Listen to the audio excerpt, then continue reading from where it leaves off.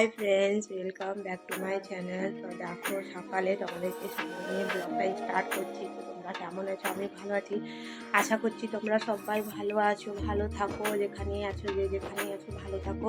তো দেখো বন্ধুরা, এখন সকাল তো হয়েছে, তো মেয়েকে তো স্কুলে পাঠিয়েছি আজকে, কারণ ওর স্কুল বেশি অ্যাবসেন্ট করা যাবে না, একদিন অ্যাবসেন্ট হয়ে গেছে।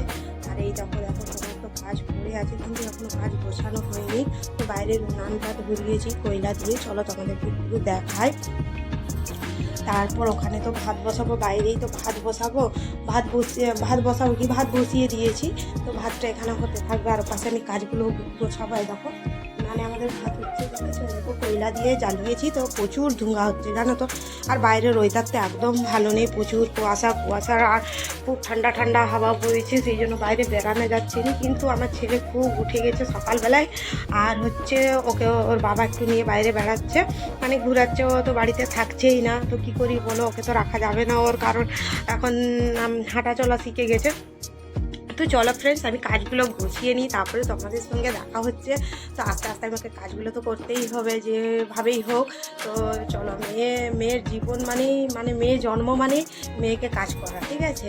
তো মেয়ে যখন জন্ম হয়েছে, সংসার হয়েছে, তো কাজ কাম তো করতেই হবে যেভাবেই হোক, বাচ্চা থাকুক বড় থাকুক, সংসারের মধ্যে আমাকে কাজ করতেই হবে। আর আমার মতন সব মেয়েরাই হয়তো করে।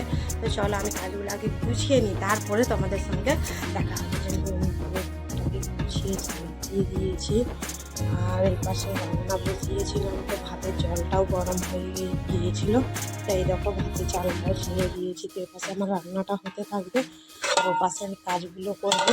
আর বাইরে জানো তো কাপড়ও রোদ্রে দিয়ে দিয়েছি, যা ভেজা কাপড় ছিল সেগুলো রোদ্রের মধ্যে দিয়ে দিয়েছি, অনেকগুলোই ভেজা কাপড় ছিল। এই দেখো এগুলো সব ভেজা কাপড়, তো রোদ্রের মধ্যে দিয়ে দিয়েছি, গরম জল দিয়ে দিয়েছি, ওটা গরম হয়ে গেছে, সেটাকে স্নান করাবো। আর এই দেখো আজকে তরকারি বলতে, এই দেখো মাংসটাকে ভেজে রেখেছে, তো এতে ফুলকপি আলু মেশাবে মা, আর টমাটোর দিয়ে রান্না করবে। তো ওটা এই দেখো সিদ্ধ হতে দিয়ে, এই দেখো আমাদের একটু ফুলকপি সিদ্ধ করে নিই প্রথমে, তারপরে রান্না করে। আর এই দেখো আমি বাইরে দিয়ে বেরিয়েছি, তো দেখো একটু রোদ বেরিয়েছি, দেখা দিচ্ছে। আর এই দেখো কিছু কাপড় আছে, এগুলোকে আমি ধুবো, কারণ আমার ছেলে না খুব কাঁদছিল, তাকে একটু খিচুড়ি খাওয়ালাম, ও খেয়ে ফুপুদের বাড়ির দিকে গিয়েছে। তো আমি ওগুলো এখন ধুবো, তো চলো আগে ধুয়ে নিই। তো দেখো বন্ধু, আমি কাপড়গুলো ধুয়ে মেলে দিয়েছি, শুধু একটা গামছা আছে। আর দেখো আমার ছেলে আমার পেছনে পেছনে ঘুরছে, শুধু ওটা হাত দৌনি। আর দেখো আমার পেছনে পেছনে ঘুরছে, আমাকে কাজ করতে দিবে নি জানো। চল চল, ঠিক আছে, এরকম বদমাশি করবে। চলো ছাড়ো ছাড়ো ছাড়ো ছাড়ো। চলে এসেছি, কাপড় সাপড়ে যা ছিল বাইরে দেখো ধুয়ে মেলে দিয়ে, কিছু ভেজা কাপড় ছিল সেগুলো দিয়েছি। তরকারি ভাত সব রান্না হয়ে গেছে, ছেলেকেও স্নান করিয়ে দিয়েছি। চলো আজকে তরকারিটা দেখিয়ে দিই একটু। তো এই দেখো মাংসটা কষি আলু টমাটো দিয়ে মাংসটা রান্না করেছে, এই দেখো। আর ভাত, এটাই হচ্ছে আজকে রান্না, আর কিছু নেই। তো ছেলে গেল ও পাশে, তো পুকুরের বাড়িতে গেল। তো চলো, আজ হচ্ছে বিকালে কিছু বানাবো, তো তোমরা সঙ্গে থাকো, ব্লগটা দেখবে অবশ্যই, কাটবে না, স্কিপ করবে না। তো চলো, আমার ছেলে কোথায় গেলো দেখি। খাওয়া দাওয়া সব সেরে নিয়েছি, সবাই সেরে নিয়েছি খাওয়া দাওয়া। এই দেখো জুতো পরছে, আর এই দেখো ঘোড়াটা নিবো, তো মাঠের দিকে যাব, আমার ছেলেও যাবো। এই দেখো দাঁড়াও বলছে, জুতাগুলো নিয়ে আসবো, চলো চলো। তো এই দেখো মাঠের দিকে বেরিয়েছি, আর আমার মেয়েও চলে আসবে এবার। তো এই দেখো আমার কাছে ঘোড়া আছে, এই দেখো, তো ঘুটাগুলা তুলে নিয়ে আসবো। তো এই দেখো ফ্রেন্ড, চারিদিকে দেখেছো ঘুটা সবাই মেলেছে, এগুলো আমার না, লোকের। ওই দিকটাতে আমার আছে, এটা আমি কালকে মেলে দিয়ে গেছি কাজের ফাঁকে। আর এই যে এটা আছে, এটা আমি কয়েকদিন আগে মেলেছি, তো এটা শোকায়নি, নিমসা আছে, তো এটাকেই তুলবো এখন। চলো, এই দেখো আমার ঘুটা তোলা হয়ে গেছে, নিয়ে যাবো এগুলো।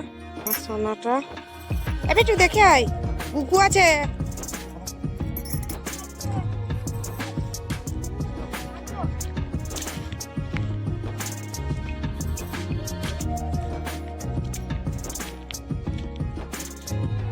বিকালের কাজটা সেরে এই দেখো উনান জ্বালিয়ে দিয়েছি, আর এই দেখো কড়াই বসিয়েছি, তো কড়াইয়ের মধ্যে কি বানাচ্ছি চলো দেখো। আর আমার ছেলে মেয়ে দুইজনকে দেখো, এই দেখো দুই ভাই বোন লাগালাগি হচ্ছে। তো এই দেখো তিল দিয়েছি, তিলটাকে একটু ভাজবো। এটা ফুলে গেছে পাটা, মারলে মারলে। এই দেখো তিলটাকে ভেজেছি। এই দেখো তিল আর নারকেল একটু ভেজে নিয়েছি, আজকে পিঠা বানানো হবে। তো চলো পুরটা বানাই। তো এই দেখো আমাদের পুরটা বানানো হয়ে গেছে।